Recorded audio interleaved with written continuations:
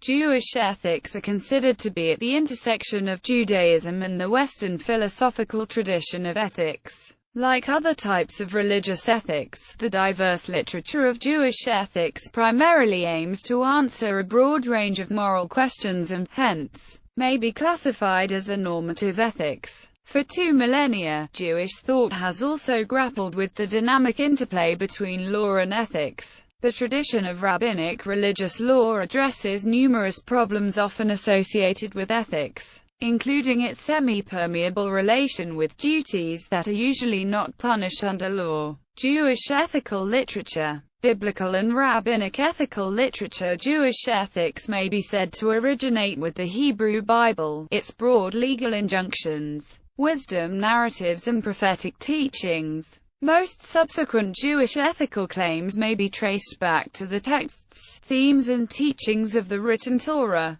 In early rabbinic Judaism, the oral Torah both interprets the Hebrew Bible and delves afresh into many other ethical topics. Ethics is a key aspect of legal literature, known as the literature of halakha. The best-known rabbinic text associated with ethics is the non-legal Mishnah tractate of Abbot, popularly translated as Ethics of the Fathers. Similar ethical teachings are interspersed throughout the more legally oriented portions of the Mishnah, Talmud and other rabbinic literature. Generally, ethics is a key aspect of non-legal rabbinic literature, known as Agada. This early rabbinic ethics shows signs of cross-fertilization and polemical exchange with the Greek ethical tradition. Medieval ethical literature. In the medieval period, direct Jewish responses to Greek ethics may be seen in major rabbinic writings. Notably, Maimonides offers a Jewish interpretation of Aristotle, who enters into Jewish discourse through Islamic writings. Maimonides, in turn, influences Thomas Aquinas, a dominant figure in Christian ethics and the natural law tradition of moral theology. The relevance of natural law to medieval Jewish philosophy is a matter of dispute among scholars.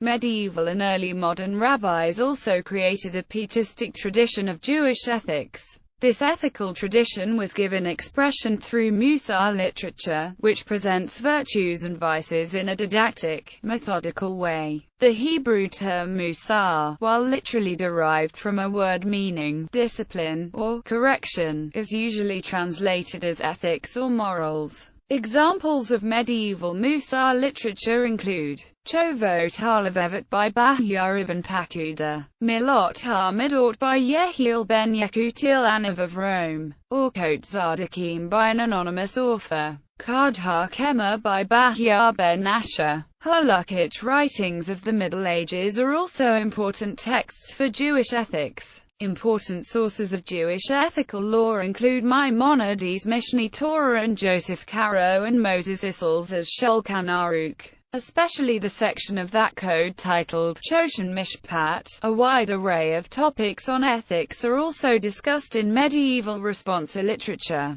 Modern ethical literature. In the modern period, Jewish ethics sprouted many offshoots, partly due to developments in modern ethics and partly due to the formation of Jewish denominations. Trends in modern Jewish normative ethics include: the pietistic Musar tradition was continued by 18th-century rabbis such as Moshe Chaim Luzzatto in his book Mesillat Yesharim. Other Musar writings were authored by Haskalah writers such as Naphtali Hertz Wesley and Menachem Mendel Levine. The Musar tradition was revived by the Jewish ethics education movement known as the Musar movement that developed in the 19th-century Orthodox Jewish European community. The 19th and early 20th century Reform movement promoted the idea of Judaism as ethical monotheism. The writings of Abraham Geiger and Kaufman Kohler show this approach.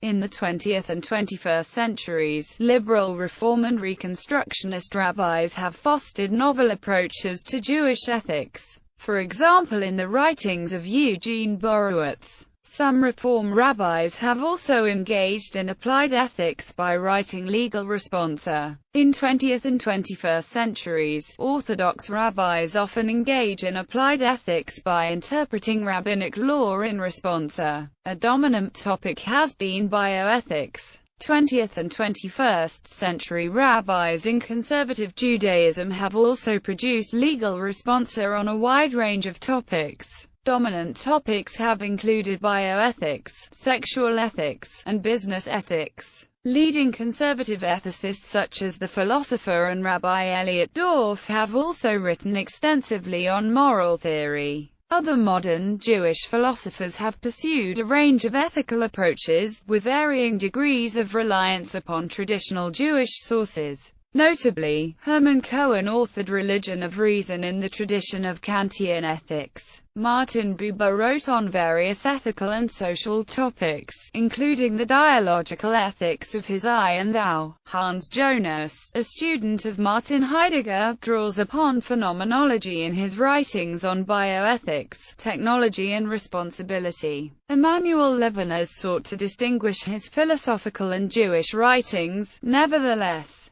some scholars are constructing Jewish ethics around his innovative and deeply Jewish approach. Jewish feminism has used the principles of feminist ethics and also played a role in Jewish ethics. Academic scholars of Judaism have also engaged in descriptive Jewish ethics, the study of Jewish moral practices and theory, which is situated more in the disciplines of history and the social sciences than in ethics proper. In 2003, the Society of Jewish Ethics was founded as the academic organization dedicated to the promotion of scholarly work in the field of Jewish ethics. The Society promotes both normative research and descriptive research. Central virtues and principles in Jewish ethics. Major themes in biblical ethics. The writings attributed to the biblical prophets exhort all people to lead a righteous life. Kindness to the needy, benevolence, faith, compassion for the suffering, a peace-loving disposition, and a truly humble and contrite spirit are the virtues which the prophets hold up for emulation. Civic loyalty, even to a foreign ruler, is urged as a duty. Learn to do good is the keynote of the prophetic appeal. Thus the end time will be one of peace and righteousness. War will be no more. Summaries of classical rabbinic ethics. Hillel the Elder formulated a version of the Golden Rule. What is hateful to you, do not do unto others. Akiva, a 2nd century CE rabbi, states, whatever you hate to have done unto you, do not do to your neighbor. Wherefore do not hurt him, do not speak ill of him, do not reveal his secrets to others. Let his honor and his property be as dear to thee as thine own. Akiva also declared the commandment, thou shalt love thy neighbor as thyself, to be the greatest fundamental commandment of the Jewish doctrine. Ben Azai, in reference to this, said that a still greater principle was found in the scriptural verse,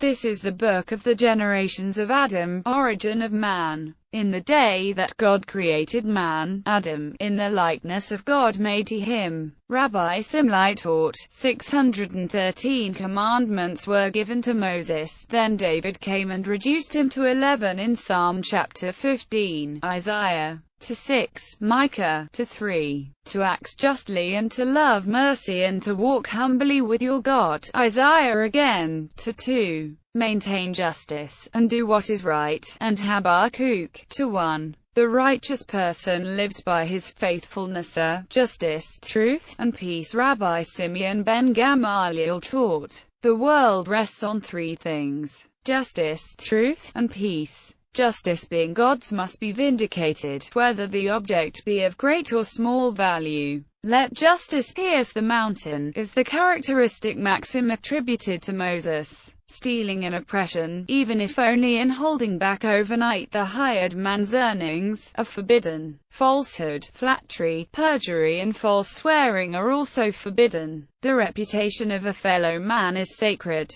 Tale-bearing and unkind insinuations are prescribed, as is hatred of one's brother in one's heart. A revengeful, relentless disposition is unethical. Reverence for old age is inculcated. Just as shall be done, right weight and just measure are demanded. Poverty and riches shall not be regarded by the judge. Shalom is one of the underlying principles of the Torah, as her ways are pleasant ways and all her paths are shalom. Proverbs chapter 3 verse 17. The Talmud explains, The entire Torah is for the sake of the ways of Shalom. Maimonides comments in his Mishneh Torah, "Great is peace, as the whole Torah was given in order to promote peace in the world, as it is stated, her ways are pleasant ways and all her paths are peace, loving kindness and compassion." Simon the Just taught, the world rests upon three things: Torah, service to God, and showing loving kindness. Loving kindness is here the core ethical virtue. Loving kindness is closely linked with compassion in the tradition. Lack of compassion marks a people as cruel. The repeated injunctions of the law and the prophets that the widow, the orphan and the stranger should be protected show how deeply, it is argued, the feeling of compassion was rooted in the hearts of the righteous in ancient Israel. Friendship is also highly prized in the Talmud. The very word for associate is friend. Get thyself a companion. Companionship or death. Respect for one's fellow creatures is of such importance that biblical prohibitions may be transgressed on its account. Especially do unclaimed dead require respectful burial. Self-respect. In addition to teaching caring for others, Jewish sources tend to teach that man is duty-bound to preserve his life and his health. Foods dangerous to health are more to be guarded against than those ritually forbidden. Jewish ethics denies self-abasement. He who subjects himself to needless self-castigations and fasting, or even denies himself the enjoyment of wine, is a sinner. A person has to give account for every lawful enjoyment he refuses.